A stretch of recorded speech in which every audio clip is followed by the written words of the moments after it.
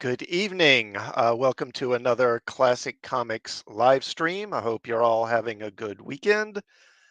And at the start, I want to thank everyone who tunes in for the stream and those who tune in on a rewatch. And if you're new here, while you are here, please do sub to the channel and hopefully like the stream as well.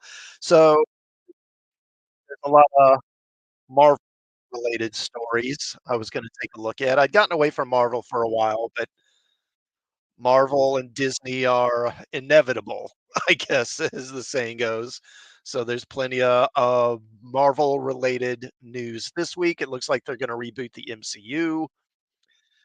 Daredevil has had the writers and directors fired, and some of this is actually from the previous week. I didn't stream last week because I was with my National Guard unit.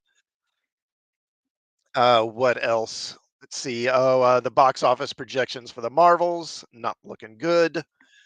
Brie Larson doesn't really wanna be in the MCU anymore, and they're scrapping some other streaming shows, and I'll take a look at some other stuff, maybe, like, some of the news around the SAG-AFTRA strike if I have time, and a couple of DC-related things.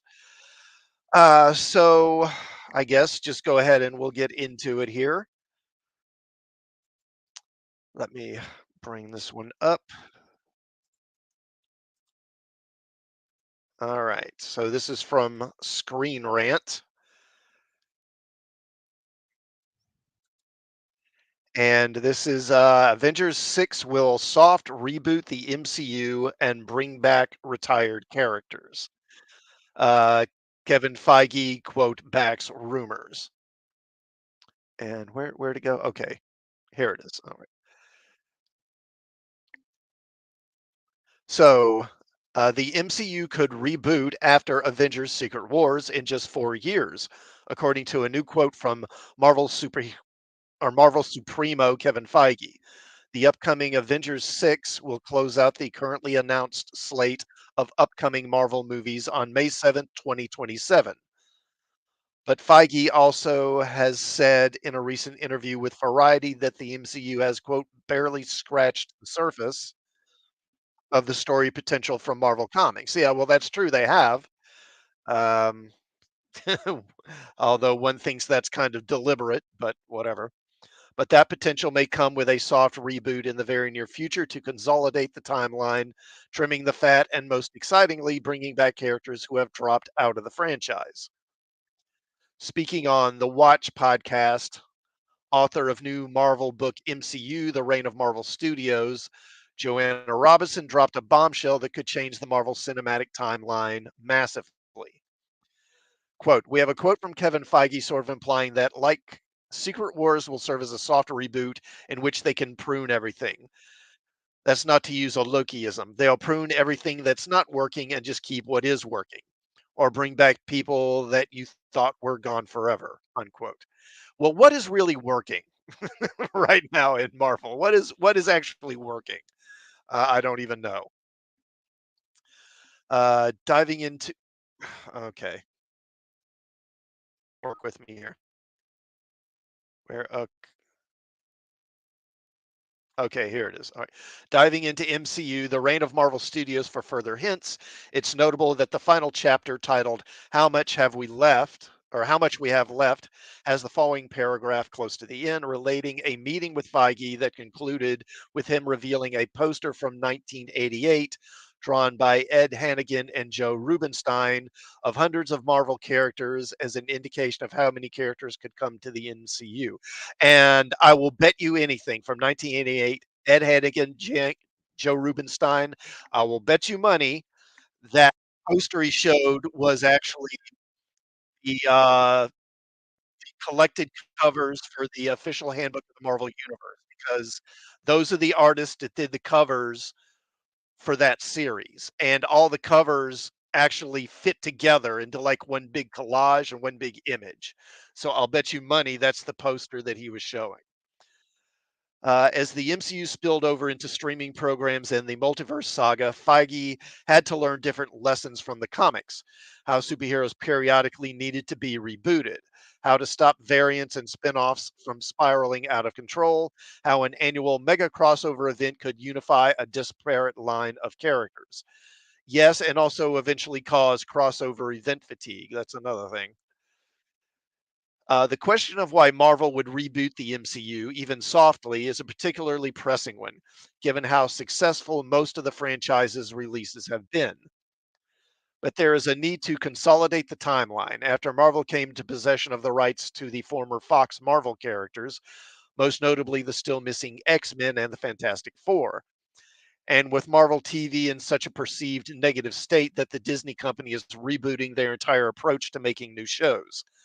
As Robinson says, a soft reboot would allow Marvel to keep the elements that are working and prune what isn't, as well as reintroducing major character brands like Iron Man, T'Challa, Thanos, Steve Rogers, and every other hero and villain who has either been killed off or retired. Loki season 2 already reveals multiple clues to Avengers Secret Wars, rebooting the MCU timeline and becoming that mega crossover to unify disparate lines and reboot characters. If Feige is learning from the comics, then Secret Wars being the reset point would be logical, given the events of the comic arc, which ended with the destruction of the multiverse and new stories emerging from the ashes.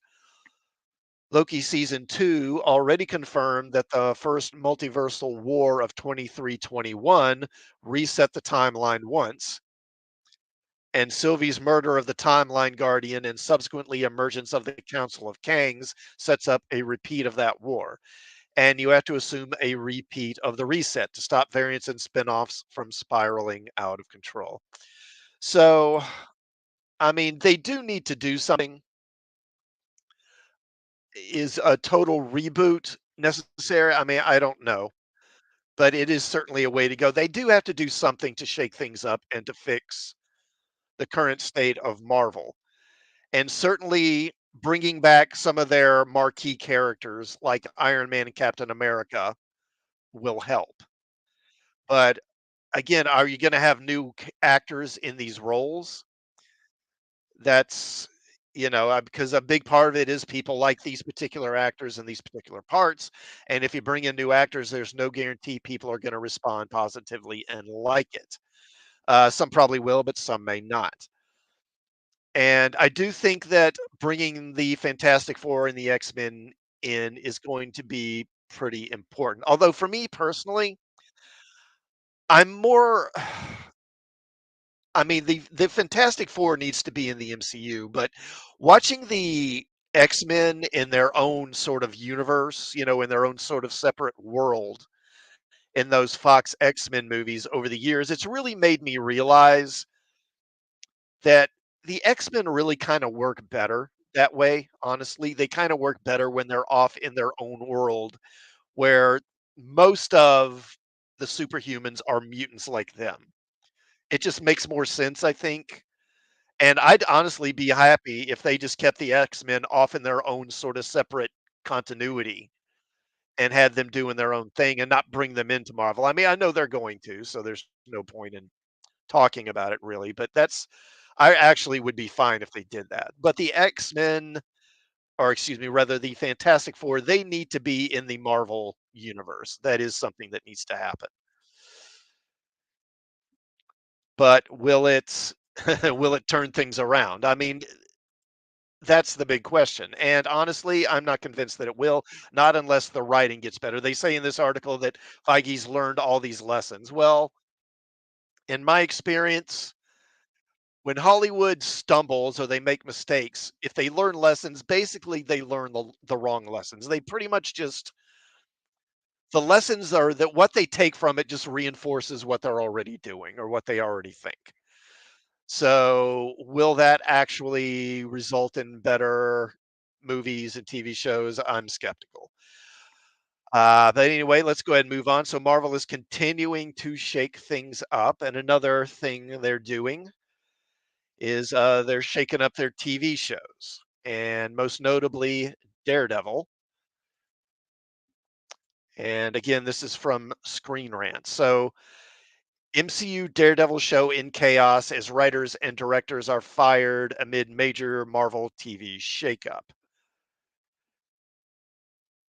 So Daredevil Born Again is back to square one, as Marvel Studios have let go of the writers and directors in the midst of a massive Marvel Cinematic Universe shakeup. One of the most highly anticipated MCU, I actually didn't mean to say MCU, but I guess it's appropriate, shows in Phase 5 is Daredevil Born Again, featuring Charlie Cox once again as the titular hero after having his own Netflix show for 3 seasons.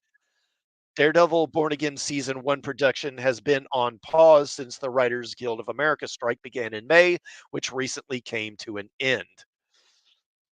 However, despite a deal being worked out between the WGA and the AMPTP, Daredevil Born Again has just run into its biggest creative problem yet before it even released officially into the MCU timeline. According to The Hollywood Reporter, Marvel Studios fired the main writers, Chris Ord and Matt Croman, as well as the directors for the rest of Daredevil Born Again Season 1.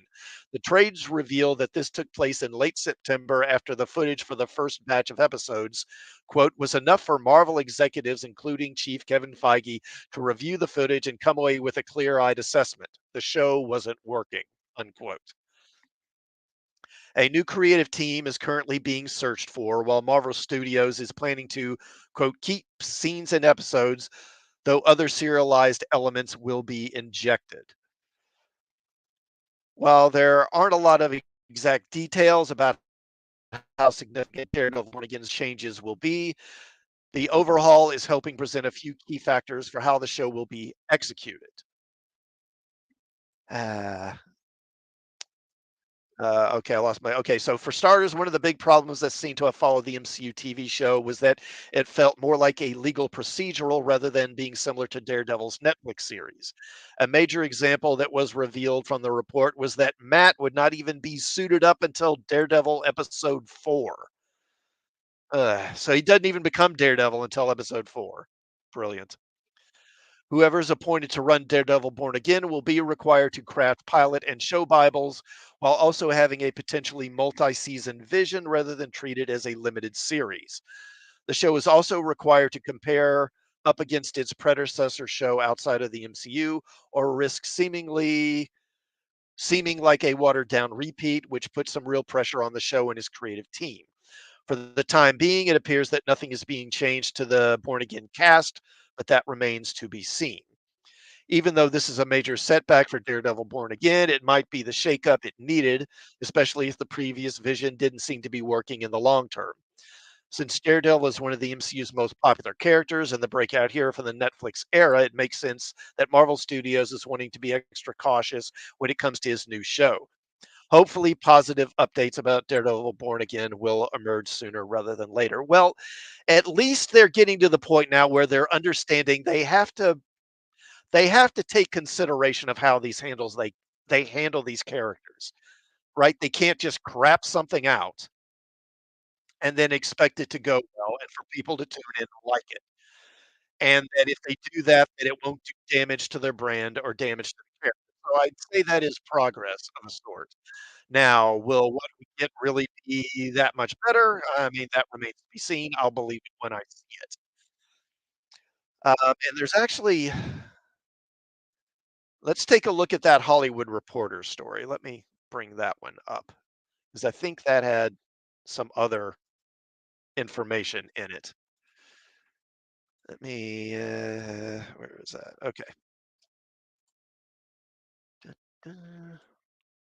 Okay, and yeah, this is from Hollywood Reporter. So Daredevil hits reset button as Marvel overhauls its TV business. It didn't take long to see the problem after Marvel Studios' Daredevil Born Again paused production in mid June during the writer's strike. Fewer than half of the series' 18 episodes had been shot, but it was enough for Marvel executives to come away with a clear-eyed assessment the show wasn't working. So in late September, Marvel quietly let go of head writers Chris Ord and Matt Corman, and also released the directors for the remainder of the season as part of a significant creative reboot of the series. Let's see. The Daredevil revamp is the latest in a series of growing pains for Marvel Television. Since debuting the Emmy winning WandaVision in January of 2021, the show, which dominated the film industry in the 2010s, has released more than 50 hours of TV programming after creating a small screen division from the ground up during the pandemic. Through it all, the company eschewed the traditional TV making model. It didn't commission pilots, but instead shot entire 150 million plus seasons of TV on the fly. It didn't hire showrunners, but instead depended on film executives to run its series. And as Marvel does for its movies, it relied on post production and reshoots to fix what wasn't working, which helps you understand why these shows are so ridiculously expensive and why their budgets are pretty much completely out of control and they can't make money on these things. Even though they remain, along with Star Wars titles, the most watched TV shows on Disney Plus, Marvel series have recently faced a number of creative challenges and cries of diminishing returns from critics and audience metrics, causing a major shift at the studio to move to make TV shows the more traditional way. Quote, "We're trying to marry the Marvel culture with the traditional television culture," says Brad Winderbaum, Marvel's head of streaming television and animation. It comes down to how can we tell stories in television that honor what's so great about the source material? Uh, yeah, how can you? Well, honor the source material, first of all. That might be a good start. With Daredevil's new direction, Marvel hopes to right the ship on a project with sky high expectations. The show is Marvel's first to feature a hero who already had a successful series on Netflix running 3 seasons. But sources say that Corman and Ord crafted a legal procedural that did not resemble the Netflix version, known for its action and violence. Cox didn't even show up in costume until the fourth episode. Marvel, after greenlighting the concept, found itself needing to rethink the original intention of the show. Marvel plans to keep some scenes and episodes, though other elements will be injected, with Corman and Ord becoming executive producers on the 2 season series. So I guess they're already committed to 2 seasons of this thing. Interesting. Daredevil is far from the first Marvel series to undergo drastic behind the scenes changes. Those who work with Marvel on the TV side have complained of a lack of central vision that has, according to sources, begun to afflict the studio shows with creative differences and tension. Quote, TV is a writer driven medium, says one insider familiar with the Marvel process. Marvel is a Marvel driven medium. On the Oscar Isaac show Moon Knight, show creator and writer Jeremy Slater quit, and director Mohammed Diab took the reins. Jessica Gao developed and wrote She-Hulk Attorney at Law, but was sidelined once director Kat Coiro came on board. Production was challenging with COVID hitting cast and crew, and Gao was brought back to oversee post-production, a typical showrunner duty, but it's the rare Marvel head writer who has such oversight. Even though the company does not have a writer's first approach to TV, directors could feel shortchanged as well. The whole fix it in post attitude makes it feel like a director doesn't matter sometimes, says one person familiar with the process. As its shows ramped up during the pandemic, Marvel stepped outside its usual staffing approach and brought in outside execs after years of internally promoted creatives who had been sufficiently trained in the Marvel method. And that's probably a big reason for why Marvel's content has taken such a dip in quality in the last few years. This change was felt most severely on Secret Invasion, the Samuel L. Jackson-led thriller that stands as Marvel's worst reviewed series. Kyle Bradstreet, a writer and executive producer on the USA Network Emmy winner Mr. Robot, had been working on the scripts for Secret Invasion for about a year when he was abruptly replaced after Marvel decided on a different direction. Enter new writer Brian Tucker, who penned the crime thriller Broken City. Thomas Bazucha, I guess it's Bazucha, who helmed the thriller Let Him Go, and Ali Salim, who worked on Hulu's 9/11 drama The Looming Tower, were on board as directors to help crack the story. So far, so normal, at least by Marvel's creative development standards. Details are murky, but what happened next in the summer of 2022 debilitated the production as factions became entrenched and leaders vied for supremacy during Secret Invasion's pre production in London. Quote, "It was weeks of people not getting along and it erupted," said an insider. Marvel declined to directly comment on the matter. The company dispatched Jonathan Schwartz, a senior exec and member of Marvel's creative steering committee known as the Parliament, to get Secret Invasion back on track when it was falling behind schedule and on the verge of losing some actors because of other commitments. By early September, a good portion of the Secret Invasion team had been replaced with new line producers, unit production managers, and assistant directors. And Bazucha, who was supposed to direct 3 episodes, left the show because of new scheduling conflicts. The Marvel executive overseeing the show, Chris Gary, was reassigned and, according to sources, is expected to depart Marvel when his contract is up at the end of the year. As it moves forward, Marvel is making concrete changes in how it makes TV and now has plans to hire showrunners. Gau's post production work on She Hulk helped Marvel see that it would be helpful for its shows to have a creative through line from start to finish. You think? I love how they're just figuring this out. It's a term we've not only grown comfortable with, but also learned to embrace, says Winterbaum of showrunners and Marvel's TV intention to hire them. The studio also plans on having full time TV execs rather than executives straddle both television and film. We need executives that are dedicated to this medium that are going to focus on streaming, focus on television, says Winterbaum, because they are two different forms. No kidding. Again, I mean, you would think this is something they would know and that they would just understand, but I guess not. It is also revamping its development process. Showrunners will write pilots and show Bibles. The days of Marvel shooting an entire series from She Hulk to Secret Invasion, then looking at what's working and what's not, are done. Yeah, well, when you're billions in debt, money starts to matter, doesn't it? And you want to cut costs or reduce costs. And just as Loki, which returned October 5th, marked Marvel's first season 2 of a series, the studio plans on leaning into the idea of multi season serialized TV, stepping away from the limited series format that has defined it. Marvel wants to create shows that run several seasons where characters can take time to develop relationships with the audience rather than feeling as if they are there as a setup for a big crossover event. Yeah, that would be a good idea. That'd be a good idea. Give these characters a chance to breathe and to grow and to develop. Some of its next shows, in fact, promise to be more personal stories. Echo, which premieres in January, is a grounded crime story with few visual effects, revolving around deaf Native American anti and handicapped. Don't forget she's handicapped. Anti-hero Maya Lopez. Wonder Man, a show that was paused because of the writers and actors strike, and I actually have a story about that. I'll cover here in a little while. Is meant to be a behind-the-scenes look at Hollywood and a character study of Simon Williams, a superhero who has a side gig as an actor and stuntman. Winterbaum says he wants people to watch the shows because they love the characters. It should work, he says, beyond the fact that it ties into other projects or if they are going to be in a movie or if it's setting up an Avengers film. So, I mean, I agree with most of what they say there, and I do think it's a good idea for them. Oh, hey, Masters of Maniac Mexico. Good to see you, my friend. Thanks for stopping by.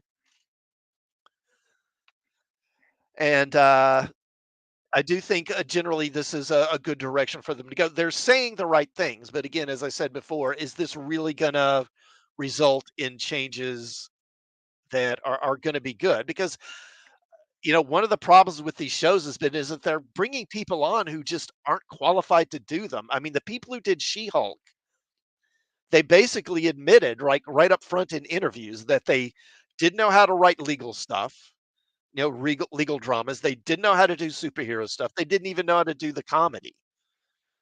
So what's left? I mean, you take all that out, and what's left of She-Hulk? A bunch of scenes of women sitting around drinking and getting drunk and complaining about men. That's basically what the show is. And I guess that's what they were good at. So yeah, maybe bring in people who know how to write a legal drama or write a superhero show.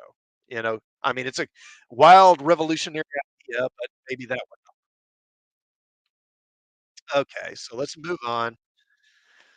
Okay, so the next big MCU release, of course, is The Marvels. And the box office projections for The Marvels not looking too good. And again, this is from Screen Rant. Marvel's early box office projections are 72% worse than Quantum Mania. Ouch. All right. The latest box office projections for the Marvels provide a disappointing outlook for the upcoming Marvel Cinematic Universe outing, even putting it well behind Ant-Man and the Wasp: Quantumania. Get rid of that. Despite quickly evolving into a cinematic juggernaut with few equals, the MCU has increasingly struggled to maintain the momentum of its earlier days since the release of 2019's Avengers: Endgame. Though some later MCU movies would continue to achieve box office success, other franchise entries like Ant-Man and the Wasp: Quantumania would fall well short of their anticipated break-even points. According to new box office predictions provided by Box Office Pro, the Marvel's upcoming November 10 release is already facing a potential shortfall, with its initial domestic opening expected to generate between 50 million and 75 million, less than half of the 153.4 million opening enjoyed by 2019's Captain Marvel. Further adding to the movie's predicted woes, pre-sales are down by 69% behind the pace of those sold for Guardians of the Galaxy Volume 3 and 72% behind Ant-Man and the Wasp: Quantumania. During its early years, it seemed the MCU could do no wrong. While the franchise still experienced its own share of initial setbacks, including the less than stellar critical reactions to sequels Iron Man 2 and Thor: The Dark World. Wait, Masters of Maniacs of Mexico says, I mean, who wants the Marvels? Brie is unlikable, and the rest of this poor story is too boring to waste my time on this utter crap. Yeah, I think that's the opinion of a lot of people. No one really wanted this movie. Well, I shouldn't say no one. Look, Brie Larson as Captain Marvel does have a following. It's a tiny amount of what I think Disney thought it was because the first movie did so well. But I think there's a couple of different things with that first Captain Marvel movie because, first of all, it came out between Infinity War and Endgame. So I think it really kind of rode the coattails of Infinity War and and the Avengers movies. But again, there were just fishy things with it because it was one of those movies, and it was kind of a similar thing with Black Panther, where and because I saw this myself, I would try to get a ticket to see the movie, and there would be hardly any seats. And I remember the showing I went to, there was like only a handful of seats left, so I got a ticket. And when I was there, the thing was maybe half full, and it seems like there were a lot of tickets being sold that nobody was using. And I'm still wondering what went on there with that. And it was same thing with Black Panther. So where am I? Okay, so those films still managed to draw an impressive box office numbers and firmly kept the ever-growing franchise at the forefront of audiences' minds. Now, with over 32 movies, wow, has it been that many already? Produced over the span of 15 years. Yeah, well, I guess if it's, yeah, 32. Wow. Lackluster box office predictions are gradually becoming a more frequent occurrence for the once vaunted cinematic juggernaut. Whether it is a result of an increasingly oversaturated market, diminished promotional efforts that have become hamstrung by the SAG-AFTRA strike action, or a growing sense of dissatisfaction with the franchise's seeming lack of coherent direction post Avengers: Endgame, the possible reasons for the Marvel's own predicted numbers are many and varied. What it does highlight, however, is that the days of the MCU being able to churn out back-to-back blockbusters is slowly coming to an end. Well, I think it's already over. They haven't come aren't coming to an end. They're already over. Because I mean, let's think here. So, Guardians of the Galaxy did well. I mean, it wasn't a runaway smash, but it did well. Before that, Quantumania was kind of a disappointment, kind of I don't know if you'd call it I guess a flop. Yeah, I guess that was a flop. And then before that, it was Black Panther 2, and that was again not a flop, but kind of a disappointment. What was before that? Was it Doctor Strange? I guess so. Doctor Strange did well. That made over. So yeah, I mean, like their last 3 movies, you got 1 flop, 1 disappointment, and 1 that did okay, did pretty well. However, it is possible that the Marvels may come to surprise everyone and overcome the disappointing predictions regarding its November opening. Yet, even if it does not manage to succeed at the box office, Marvel Studios and Disney are well aware that a movie's profitability does not end with ticket sales. With merchandising and future yeah, I'm sure that Marvels is gonna sell a ton of merch. Yeah, that's where your money's gonna come from. And Disney, well, with merchandising and future home video and streaming releases also on the horizon, it is unlikely these unfortunate predictions will present any kind of existential threat to the MCU as a whole. Yeah, yeah, I mean, anyone could have seen this coming. Anyone looking at this with a clear head, but, some people have to learn the hard way. Now, speaking of, Brie Larson and Captain Marvel, I got another story about her. It seems, she's not too happy in the MCU. This one up, and this is from Screen Geek. Captain Marvel star Brie Larson reportedly wants to quit MCU over toxic fans. Brie Larson's Captain Marvel has become one of the MCU's biggest players. As such, plenty of fans are excited to see where her story goes in the Marvels.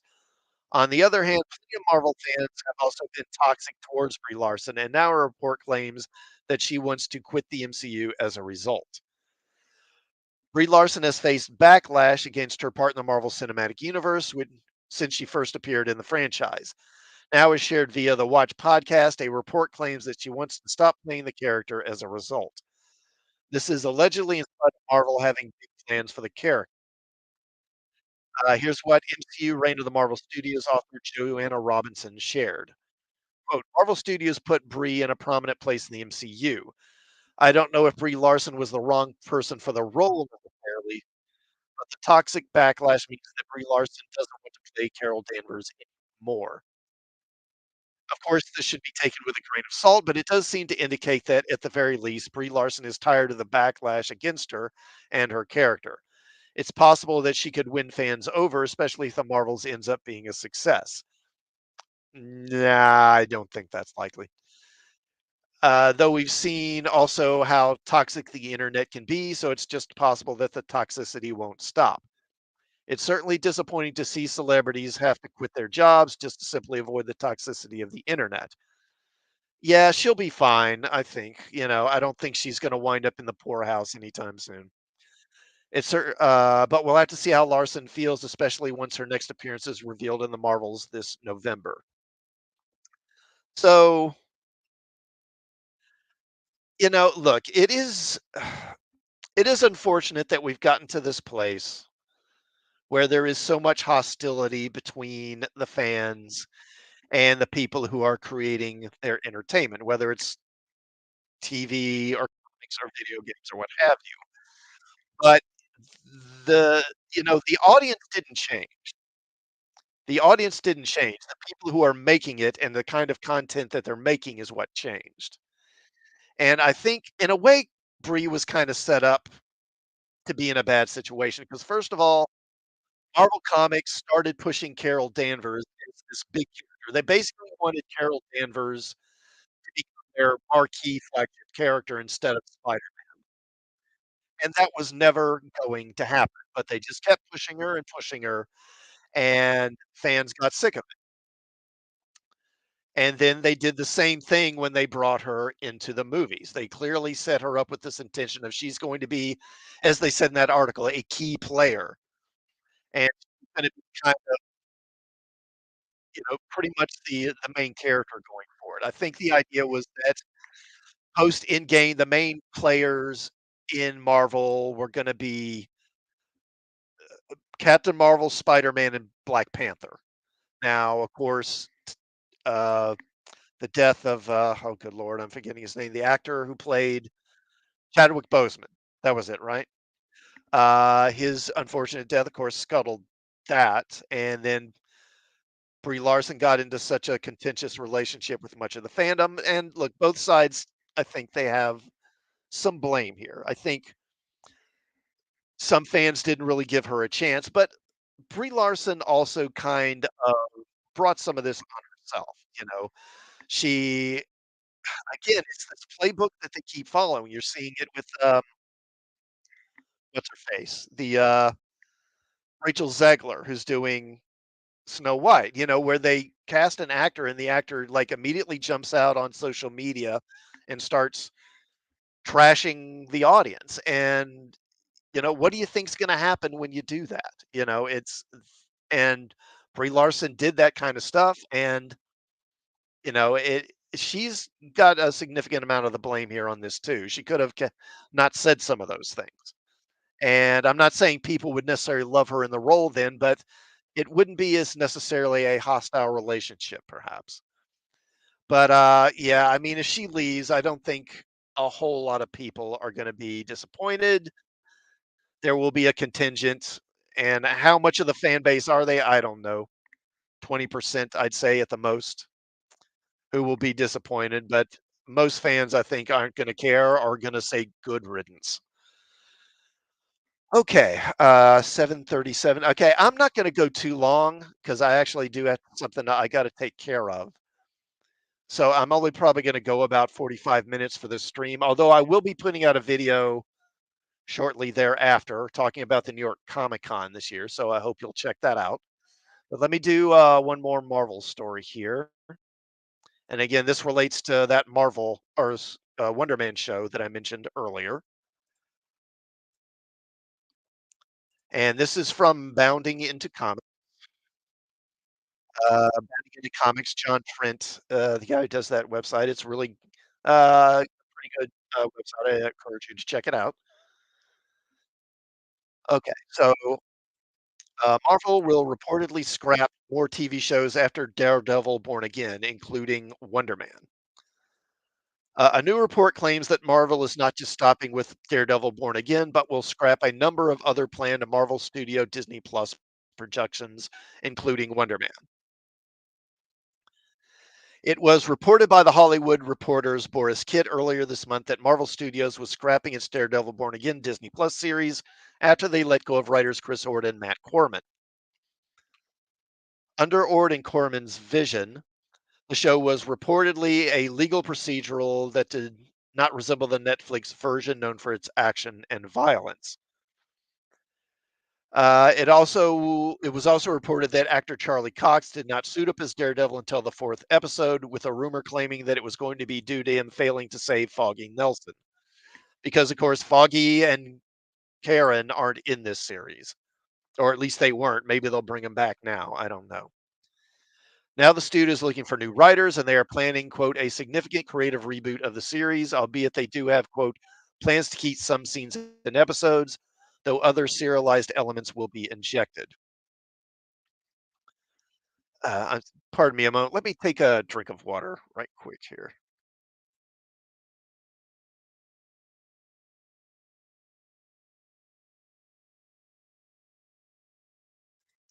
Okay. On top of scrapping Daredevil Born Again, it was also revealed that Marvel Studios would be restructuring its TV division. Kit explained showrunners will write pilots and show Bibles, the days of Marvel shooting an entire series from She Hulk to Secret Invasion, and looking at what's working and what's not are done. His report also indicated Marvel Studios plans on hiring seasoned full time TV execs to run their TV operations. Let me see. I've covered some of this stuff already, so let me skip down here a bit. In the wake of this report, MCU The Reign of Marvel Studios author Joanna Robinson claims other shows are on the chopping block. In an appearance on the Watch podcast, Robinson said, "After we heard about Daredevil, I've also heard again the uh, but don't s- but don't sort me. Dubious sources necessarily are trashing the Wonder Man project. There's a lot of stuff that is going on in the can, or a lot of stuff that is going to go in the can." And I do love this uh, cover here. This was a one shot back in the early 80s. I believe this is Bill Sienkiewicz. doing the art on the cover with, I think, maybe Brian Stelfreeze inking, I think. The interior art was different. Wonder Man was announced back in June 2020 with Shang-Chi and the Legend of the Ten Rings director Destin Daniel Cretton working with head writer Andrew Guest. In February, Marvel Studios producer Steven Broussard confirmed Destin is doing a TV show for us called Wonder Man. I think that's out there in the world. He added, quote, Wonder Man will be definitely influenced by the comics. One of the things that we're excited about is that it's going to feel very unique. It's not going to feel like anything we've quite seen in the MCU before. And the kind of stories we can tell on Disney Plus, which have been fun, like streaming serialized storytelling is a different muscle. So we're having a blast making that one. The series reportedly went into production back in April, with Cretton holding up a color rendition in front of the iconic Hollywood sign and posting the image to Instagram. However, with the Writers Guild of America and the SAG-AFTRA strikes going into effect, production was halted. The idea that Marvel Studios might scrap a number of shows was hinted at by Marvel Studios president Kevin Feige earlier this year. He told Entertainment Weekly, "We want Marvel Studios and the MCU projects to really stand out and stand above. So people will see that as we get further into phase 5 and 6, the pace at which we're putting out the Disney Plus shows will change so they can each get a chance to shine." When asked if he would be spacing them out or putting out fewer shows per year, he responded, "Both, I think." Later in the interview, he would reveal, "I think that when we're doing about 8 projects a year, they all have to be different. They all have to stand apart and stand alone and be different from one another." And this is a nice George Perez cover here. Okay, so Wonder Man's actually one of my favorite characters. I actually started reading Avengers in the mid 70s, and it was so Wonder Man first appeared in Avengers number 9, right? And he was a one-off character at the time. He was Baron Zemo, one of Captain America's enemies, gave Simon Williams these superpowers with the intent of him becoming sort of a double agent. He would pretend to join the Avengers and befriend them and then lure them into a trap so that Zemo and the Masters of Evil could kill them. And Simon Williams initially agreed to do this because his family had like a munitions company or tech company or something like that. And they were basically run out of business by Tony Stark. So he hated Tony Stark and saw this as a way of getting back at Stark by helping kill the Avengers. But he had second thoughts about it. He had misgivings, and so at the last moment, he sort of turned against Zemo and the Masters of Evil, and Zemo seemingly killed him. And that was in Avengers number 9. Then in Avengers 150, he returned to life, and it was later explained that his body had gone into some kind of state of hibernation, basically, or stasis, while his body transformed. Over time, you learned that basically his body had transformed into ionic energy. He wasn't flesh and blood anymore, but he was basically in like this sort of dead or near dead state for a long time. So when he came back, and again, this is right around the time I started reading, it was right around the time he came back, even though he was actually one of the most powerful characters at Marvel at that time. He had strength like comparable to Thor, and he had a high degree of vulnerability. I mean, about the only other characters at Marvel that could rival him in terms of pure strength at the time were Hulk, Thor, and Hercules, and that was basically it. He was pretty much stronger than any other character. But because of his sort of near death experience, he was actually very afraid of dying. And so he when he got into battles, he was actually kind of frightened and kind of hesitant. And at the time, I thought that was really interesting because I thought, if I had superpowers, that's probably what I'd be. I'd probably be like, God, what am I doing here? I don't want to die. Um, of course, they couldn't keep that going forever, and eventually that did kind of go away. By the mid '80s, they kind of had him change, and that seems to be more what they're drawing from. He went to Hollywood, left the Avengers for a while, and went to Hollywood and became an actor and a stuntman, and that's kind of what they're drawing from. and he gained more confidence. But it almost seems like bringing Wonder Man back at this point or bringing him in is kind of pointless because really in terms of his character and in terms of drama and story arcs, some of the best material of him is relates to the Vision because in the comics, when in the movie, Ultron creates Vision basically to be a vessel for himself. He's going to transfer his consciousness into the Vision's body, right? And of course, Jarvis winds up getting in there anyway. In the comics, when Ultron creates Vision, for initially he creates Vision sort of for the same reason. Originally he sort of is going to serve the same purpose as Wonder Man. He was going to join the Avengers, befriend them, and then lure them into a trap so Ultron could kill them. And when he created uh, Vision, he actually used Simon Williams, Wonder Man's like thought patterns or brain waves or something like that to give him sentience. So in a way, he was sort of Wonder Man reborn. And this is at the time when Wonder Man was dead. It didn't really come out until later that he had done that. And so when he came back to life, he and Vision had a really kind of weird relationship, because in a way they were the same person, but they certainly initially didn't get along.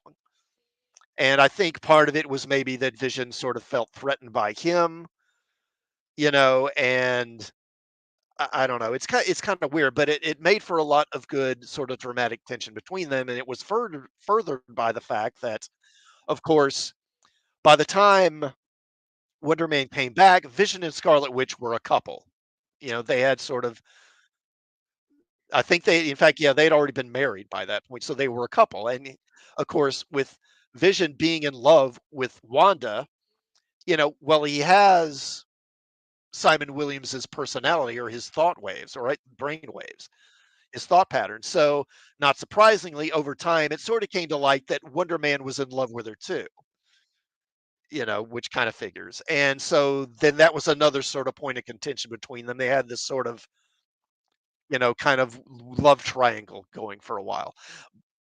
My point is that I would compare to them bringing back Adam Warlock or bringing Adam Warlock in Guardians 3. With Thanos gone and the Infinity Gauntlet already dealt with, bringing back Adam Warlock now just seems kind of pointless because most of his best material it was involved with that. So why even bring him back now? And with Wonder Man, it's kind of the same thing. You've already done this stuff with Vision where Wonder Man isn't involved with it. He had no involvement. So why even bring him back now? I don't know. Uh, okay. Anyway, we're looking at 48 minutes, so I'm probably going to go ahead and wrap it up here. Like I said, I've actually got some other stuff I need to tend to. Before I go, I will thank everyone who tuned in. Masters Maniac Mexico, thank you for stopping by again. As always, my friend, always good to see you. And I hope you will like this video. And as I said, I'm going to be releasing a video on my channel here about New York Comic Con shortly. And I hope you will check that out too. I will be streaming again next weekend. I think I'm going to do something different.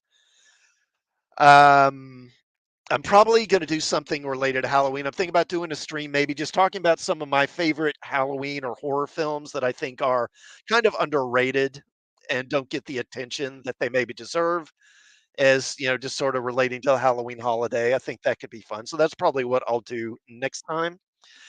But once again, thanks for tuning in, and I hope you all have a good weekend. And I will see you all. Good night.